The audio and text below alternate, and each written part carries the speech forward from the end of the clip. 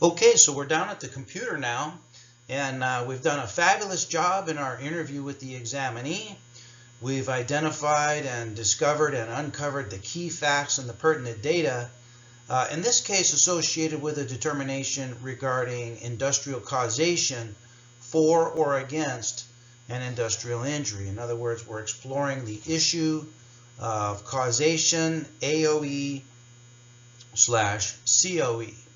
So what I want to do now is I want to show you how to integrate the key data and the pertinent facts that you discovered in your interview with the examinee into the final opinions and conclusions in your QME report, and how to present those opinions and conclusions in a way that's clear to the reader of the report, that qualify those opinions and conclusions as substantial medical evidence, and then finally that present those opinions and conclusions in a way that's basically irrefutable. Now, when I say irrefutable, and you've heard me use the word irrefutable several times throughout the course of this discussion, how is it that our opinions and conclusions can be irrefutable? Well, they become irrefutable when they're based on pertinent facts, And the more facts that you can elaborate on in support of your opinion and conclusion, the more irrefutable your opinion and conclusion will become. So as an example, a conclusory opinion, you need a new roof, has no pertinent facts behind it to support that conclusion. The conclusion, therefore, becomes refutable. It can be refuted. So a homeowner would say, oh, bullshit, I don't need a new roof. But the more pertinent facts that the contractor provides in support of his conclusion that you need a new roof, the more irrefutable it becomes that indeed you need a new roof. So let's apply this to a case involving industrial causation. And this is an actual case, although the names have been changed. But let's just use this case as an example, and let me give you some of the historic facts of the case. So I have here a cover letter from the defense attorney, and let me just read this to you. It says, the alleged injury to all claimed body parts has been denied. So this is a case, a QME evaluation under Labor Code 4060. It's a denied case. It's a dispute over the compensability of the injury. So therefore, we know that causation, AOE/COE, is the major issue. It's the major issue. Is this a compensable injury or not? So it says here, on the application for adjudication of claim, applicant claims she was injured on a cumulative trauma basis from 12/31/2013 to 12/13, I think they mean 12/31, 2014. So a 12-month cumulative trauma period, with injuries to her neck, back, both shoulders, arms, hands, wrists, knees, and headaches. A lot of body parts. The most recent treatment report we have is from applicant's primary treating physician, dated 1/26/2015. In this report, Dr. Smith states that applicant has had low back pain, quote unquote, over the years. In addition, Dr. Smith takes a history from applicant on New Year's Eve, that's 12/31. She was in her kitchen at home, twisted wrong, putting dishes away, and felt acute low back pain with radiating pain down her left leg. So while unloading dishwasher at home, had the acute onset of lower back pain, but is claiming a cumulative trauma injury on an industrial basis for the preceding 12 months. Applicant was also evaluated by Dr. Clones, who states that surgery is not indicated, and Dr. Smith agrees with this determination. In addition, regarding the denial of this claim, applicant called work on 1/1/2015, stating she could not come in to work because she injured her back loading dishes into her dishwasher at home. That's the background. Okay, so they ask, after reviewing the attached medical records, conducting your usual thorough examination, and performing any tests you deem necessary to properly evaluate this applicant, we would appreciate you issuing a comprehensive report addressing the following issues. Number 1, please take a complete history of the applicant pertaining to her employment where it may have a bearing on the present case, as well as any previous conditions or injuries that might be similarly relevant for apportionment purposes. Number 2, are the medical findings consistent with the original injury claimed by the applicant? Please be sure to state whether or not the injury arose out of applicant's employment. There's a causation AOE question. Finally, if you believe that applicant's injury was industrially caused or aggravated, is the disability the result of a specific incident, one or more periods of cumulative trauma, or both? If the disability is a result of cumulative trauma, please state your opinion as to when each period of cumulative trauma commenced and ended. So they ask questions regarding causation, AOE, COE. So we know going into the evaluation to structure our questioning to obtain the key data and the pertinent facts that will support our opinion either for an industrial injury or an opinion against an industrial injury. And I said a lot of times you can simply resolve this issue by creating a Ben Franklin list, by drawing a line down the center of the page, providing all the support for an industrial injury on one half of the page, all the support against an industrial injury on the other half of the page, and then simply providing your opinion or conclusion based upon the relative strength of one or the other sides of the page, which is how I decided on this case. Okay, so let's go directly to the causation section of my report. Okay, so here we are. We're back at the computer. And before we get into the exact opinions and conclusions on this case, let's just review our concept of topic headline formatting. Topic headline formats are a way to convey the how and the why of your opinions and conclusions on at least these issues, and many more issues as well. But at least on causation, AOE, COE, permanent impairment, causation apportionment of the permanent impairment, future medical care, work restrictions, TTD. Really, you can use topic headline formatting anywhere you need to provide a reason to support your opinion and conclusion, but these are just some examples for the current illustration.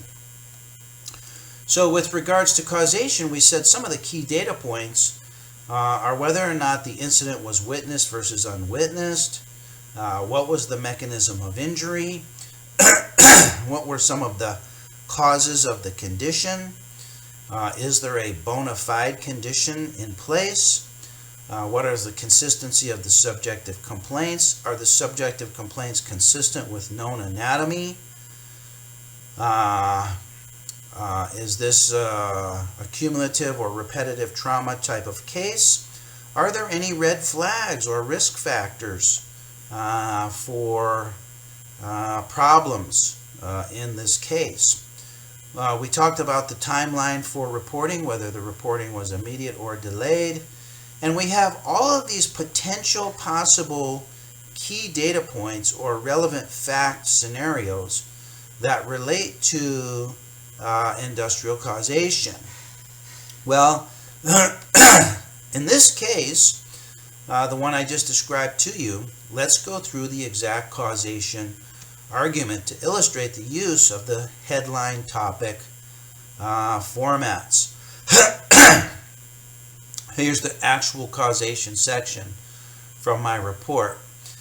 Here I list the questions related to causation that was presented to me by each of the attorneys. So here's a cover letter from Attorney Jones, which is the applicant attorney. And then here's the questions from the defense attorney as well. So these provide my formatting and my basis for discussing causation. So they ask these questions.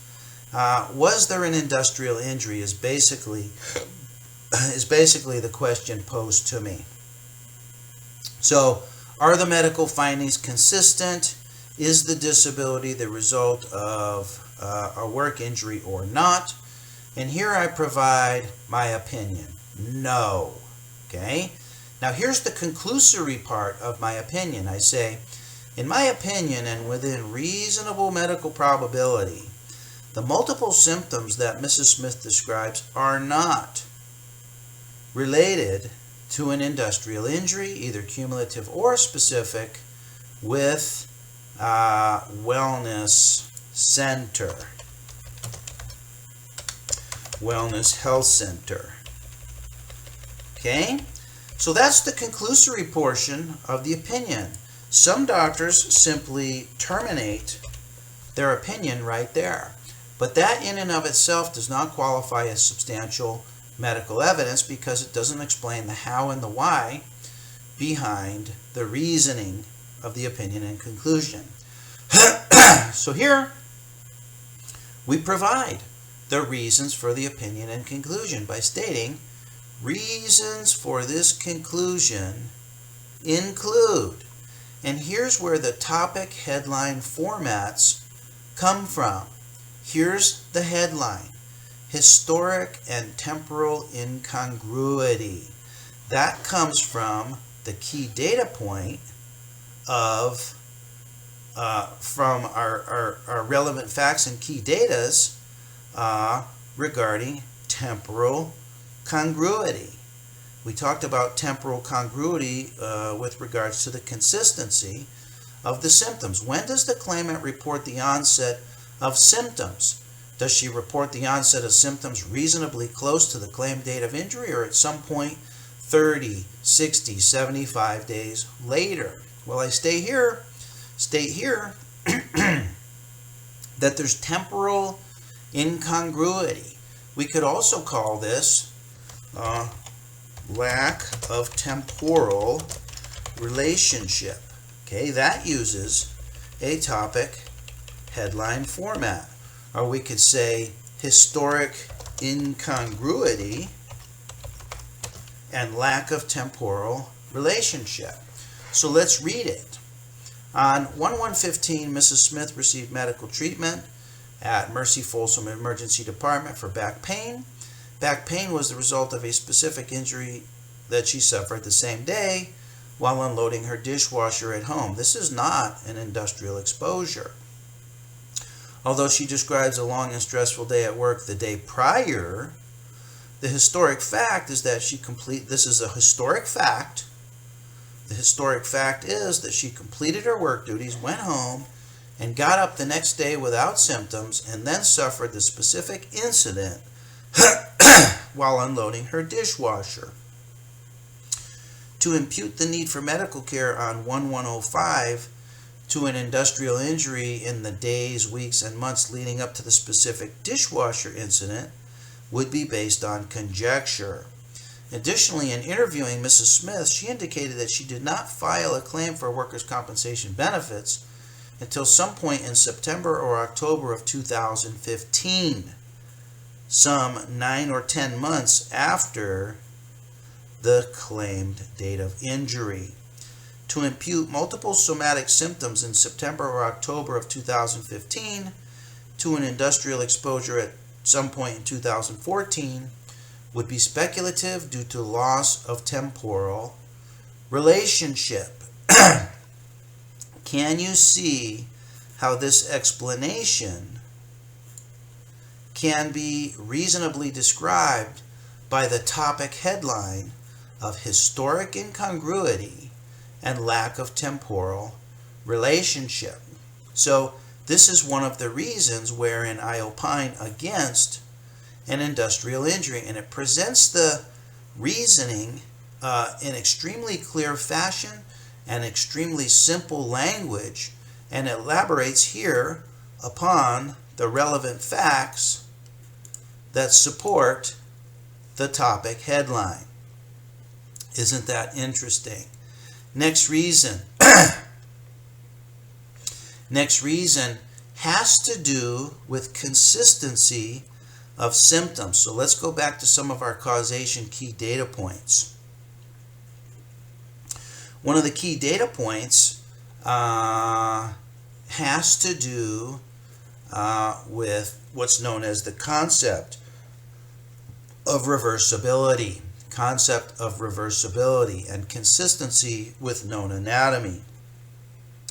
We know that in cases of repetitive or cumulative trauma, these sort of low-level injuries, we know that symptoms typically decrease overnight, on weekends, on holidays, when the examinee is on vacation. We know that when the examinee is removed from the injurious environment, the symptoms will typically decrease. This is known as the concept of reversibility. So the interview question would be, Mrs. Jones, do you notice that on the weekends your symptoms seem to calm down a bit? And she may reply, yes, they do. They calm down on the weekends, but then I go back to work on Monday, and by Wednesday I'm suffering again, and by Friday it's terrible.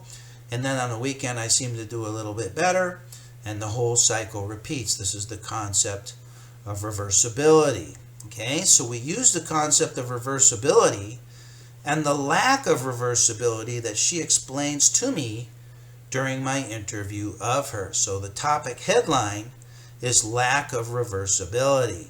So let's read the pertinent facts.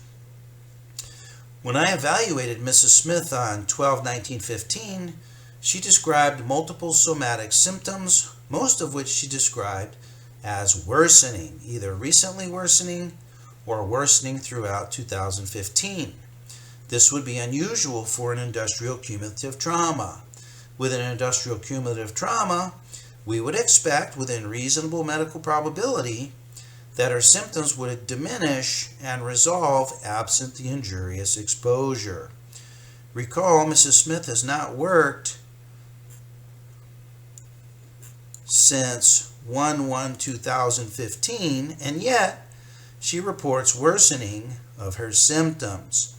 Lack of reversibility of claimed cumulative trauma symptoms suggests to me that there are other factors involved.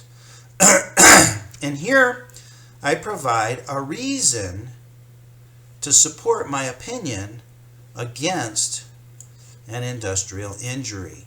My reason is due to a lack of reversibility. The lack of reversibility is the topic headline format. And I list these reasons in bullet format to make them easy for the reader to follow. So it goes topic headline format, pertinent facts. That's the flow. Topic headline format, pertinent facts. What about this topic headline, non-industrial condition? Pertinent facts. Says, Ms. Smith is busy undergoing medical investigations for wide-ranging health conditions, ranging from psyche to orthopedic. I acknowledge these conditions. For example, she explains that she's receiving psychiatric treatment related to a difficult marriage with her former husband. I acknowledge this as a valid concern and a necessary treatment for her, but this is non-industrial. As another example, Mrs. Smith has recent activation of pain symptoms in her right ring finger. This is due to enchondroma, or giant cell tumor, for which she previously required a bone graft procedure. I acknowledge this is a valid concern for her, but this is non-industrial. Finally, and as a last example, she describes great challenges with allergies. Allergies to food, allergies to environmental triggers, allergies to prescribed medications. She is struggling to harmonize her system, and I acknowledge this as a difficult journey, but this is non-industrial. So really, in my opinion, Mrs. Jones is simply describing a whole series of both somatic, psychiatric, internal medicine disorders, and simply the fact that she has a lot of stuff going on does not qualify those conditions, in my opinion, as industrial. Another topic headline format, common cause, that all of these symptoms, in my opinion, are the result of early spinal myelopathy, cervical myelopathy. All of the symptoms with her headaches, her neck, her upper extremities, her lower extremities are the result of early myelopathy. This is non-industrial, is not related to the dishwasher incident, does not require medical treatment on an industrial basis. So doctors, this example illustrates the use of 1, 2, 3, 4, at least 4 topic headline formats and many pertinent facts that are encapsulated within those topic headline formats to support my opinion and conclusion against an industrial injury. And let me just give you an example of another case. We won't go through the entire case, but this is a case wherein I opined for an industrial injury. And my conclusion says, in my opinion and within reasonable medical probability, the symptoms that Ms. Smith reports in the right lower extremity are the result of an industrial injury that occurred on 7/1/2015. That's the conclusory portion of the opinion. Let's now support it with the how and why reasoning. And we start with our topic headline format, that she has a bona fide condition. So Dr. Betts, Dr. Stoops, and myself report red flags of osseous injury to the right ankle with a developing atypical radiculopathy. Thus, it's clear that she has a bona fide condition, and that this condition is consistent with, number one, her description of the injury incident, and number two, it's consistent with her subjective complaints. Number two, she immediately reported the incident. That's a very credible circumstance in contrast to a delayed reporting of the incident. It seems that there was not a claim form, a DWC form claim filed, but apparently that was not her fault. It was the fault more of her supervisor, who suppressed the filing of the claim because he said that could threaten everybody's bonus pay. Further, she received medical care reasonably proximate, meaning within 7 days of the alleged injury. I thought that was credible and helped support her claim for an industrial injury. Further, she adhered to the prescribed medical treatment. She followed all treatment recommendations. She showed up for every appointment. She took all her medication as prescribed, and she attended all physical therapy appointments with no lapses in treatment. Further, she had consistency of her testimony, meaning that she never changed her story. Her story was the same from inception all the way through to the medical records and all the way through to her interview with me. And I considered that to be a sign of good examinee credibility. Okay? So regardless of the reasons, note the format. We provide an opinion or conclusion here, and this is in our causation section, and then we support the opinion or conclusion with our reasoning. And when we provide our reasoning, we use a topic headline. In this case, it's bona fide condition. And then we elaborate on the pertinent facts that support the presence of a bona fide condition. Okay, doctors, can you see how this section of the report, the causation section, let's go to our original example. This is an excerpt from the section. It's so clear. I provide the opinion or conclusion, and then I support it in bullet format with topic headlines followed by pertinent facts. Topic headline, pertinent facts. Topic headline, pertinent facts.